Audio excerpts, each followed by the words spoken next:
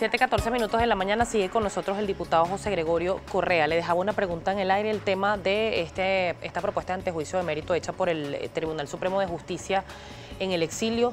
¿Tiene validez, no tiene validez? La Asamblea Nacional, ¿cuál va a ser la posición y la suya como diputado y como ciudadano? Bueno, comienzo por decirte que justamente este programa está siendo transmitido por 98.7 en Cogede, por una cortesía de sus propietarios, y está siendo transmitido, y justamente cuando venía en camino para acá, venía hablando con Rafael Oviedo sobre este mismo tema para una entrevista en clase. Ayer llegó la información, y lo hemos visto por los medios, de esta solicitud de antejuicio por estos magistrados. Esto acordó ayer la Cámara y acordó el presidente Omar Barbosa que para el próximo martes se va a conocer a fondo de la misma.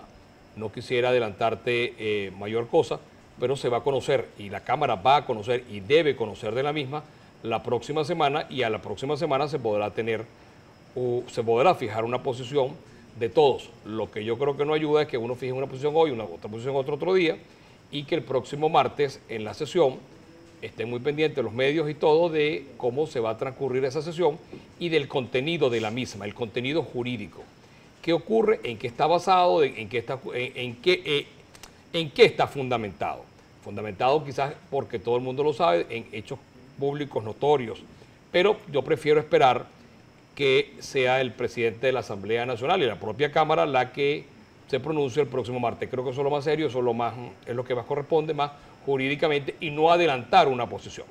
Diputado, el tema de la oposición en este panorama electoral... Pero sí se va a conocer, o sea, lo importante es que se va a conocer de eso el próximo martes. Bien, el tema electoral. Hay unas elecciones, sigue Henry Falcón encaminado, sigue Javier Bertucci encaminado, hay otros candidatos también en estas elecciones para enfrentarse al presidente de la República, Nicolás Maduro. Hay un sector de la oposición que dice que no va a ir, se dicen que no son abstencionistas, pero igual no van a ir porque no hay condiciones. ¿Cuál es la hoja de ruta de este sector que está integrado en gran medida en el Frente Amplio? Bueno, ¿esto dónde nos lleva? Nos lleva a tratar de que podamos tener unas elecciones donde por quien tú sufragues, por quien tú votes, sea el voto que entre de una manera salga de la misma manera que entró, que las condiciones sean las mismas, que las condiciones sean paritarias, que sean igualitarias, y eso no ocurre con este proceso electoral para estas mal llamadas elecciones presidenciales del 20 de mayo. Inclusive las elecciones de los consejos legislativos y las elecciones de los consejos municipales no está clara, porque lo que no puede ser, ni lo pueden ser televidentes, es que se le ocurre, ¿dónde está la seguridad jurídica? Las elecciones eran para abril, no para mayo. No, vamos a rodarla. Se está estudiando rodarlo. ¿Y dónde está la seguridad jurídica? Tú tienes que tener una fecha cierta. Este programa comienza a 1 hora y termina a 1 hora. Eso es seguridad. No es que, bueno, vamos a empezar mañana primera página como a las 9. ¿Y por qué no lo arrancamos como a las 8? No, es que eso no puede ser así. Tiene que ser una cosa organizada y que esté previsto con 6 meses de anticipación. Estas elecciones debieron haber sido en diciembre, que es como ocurre. Ahora imagínate tú que el que resulte electo ahora en mayo, si es que hubiese esas elecciones fraudulentas, amañadas y de todo tipo, organizadas por un Ministerio de Asuntos Electorales, porque eso no es un poder autónomo, el presidente tomaría en enero.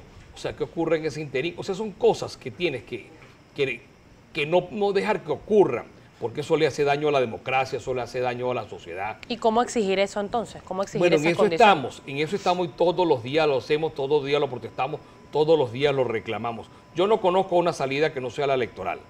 Yo con salida de fuerza mañana no estoy de acuerdo, en esa no me anoto.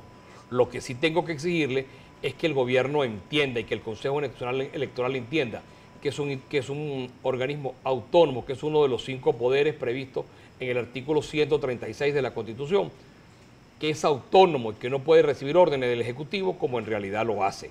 Y eso le hace daño. No puede ser que no tengamos las mismas condiciones electorales. Esas condiciones de las que tú me hablabas del 2015 cuando fuimos electos, no chicos, eso era otra cosa, no es esto que ahora, porque el gobierno se ha ido creciendo envalentonado, porque siente que no tiene fuerza, que no tiene forma de pararse, porque no respeta las instituciones, porque no respeta la separación de poderes. Hay preguntas, diputado, de nuestra audiencia y quiero aprovechar para hacerles las más que pueda en este momento. Yurer Alfonso Le dice lo siguiente: en 2005 llamaron a no votar, perdieron la asamblea, en las regionales a no votar y perdieron las alcaldías. Soy demócrata, no me gustan las guarimbas, mi única arma es el voto. Yo sí voto. ¿Cuál es su opinión? Es cierto, yo también quiero votar, pero yo quiero votar en un proceso electoral donde las condiciones me permitan elegir a quien yo quiero, que yo pueda votar de la misma manera y que pueda tener las mismas condiciones, no un centro electoral, no quien me vaya a contar los votos. ¿Cómo es posible que 4 funcionarios del Consejo Nacional Electoral, cuatro llamados rectores, que son ministros del gobierno, vengan de ser funcionarios el día anterior y pasan a ser rectores? Que los distintos directores de los organismos del Consejo Nacional Electoral en los estados sean funcionarios y militantes del partido de gobierno. Así es muy difícil. Es como jugar en una cancha inclinada. Nosotros metemos el gol arriba con 11 jugadores y ellos con 22 meten el gol abajo. No hay condiciones paritarias. Es una cancha que está inclinada a favor del gobierno y así no puedes ir a unas elecciones. Le dice por acá Fanron Cero: ¿qué problema con estos políticos? Por eso es que Venezuela no saldrá del problema donde estamos. Diputado, el voto es secreto, hay un solo cuaderno electoral, usted firma y listo. Hay testigos de ambos sectores y los integrantes de la mesa son escogidos de manera aleatoria. Perfecto, esa es su opinión. Bienvenida. Por acá hay otras preguntas. Le pregunta el rompeolas 11. Usted es diputado gracias a unas elecciones con condiciones limitadas y ahora le dice al venezolano no votar. ¿Por qué no se dan las condiciones? ¿Qué hace usted el 21 de mayo? ¿Cree que nos salvará la comunidad internacional? Yo no estoy diciendo que no vaya a votar, yo que yo no voy a ir a votar en esas condiciones. Yo respeto mucho a quien decida ir a votar y a quien decida no ir a votar.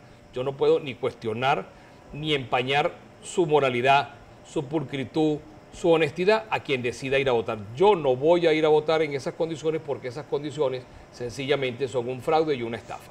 Le dice Ramón Ramos, según su opinión, ¿qué implicaciones puede tener a nivel internacional esta apertura del juicio al presidente por un TCJ que se encuentra en el exilio?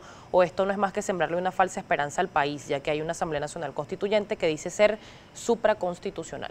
Bueno, no existe ninguna supraconstitucionalidad, porque es que no puede haber nada por encima de la Constitución. Esta mal llamada Asamblea Nacional Constituyente, que la integran 545 integrantes que piensan de una sola manera, que solo piensan de una sola manera, no está reflejado todo el país. ¿Cómo que 545 personas pueden pensar por 30 millones de venezolanos? Y ahí no existe ninguna representación de gente que piense distinto. Ahí son monopensadores, solo piensan de una manera. Entonces eso no puede ser supraconstitucional, eso le hace daño a la democracia. Tener una asamblea mal llamada constituyente de esa manera, sencillamente le hace daño a la democracia y lo que hace es talar los cimientos de la democracia.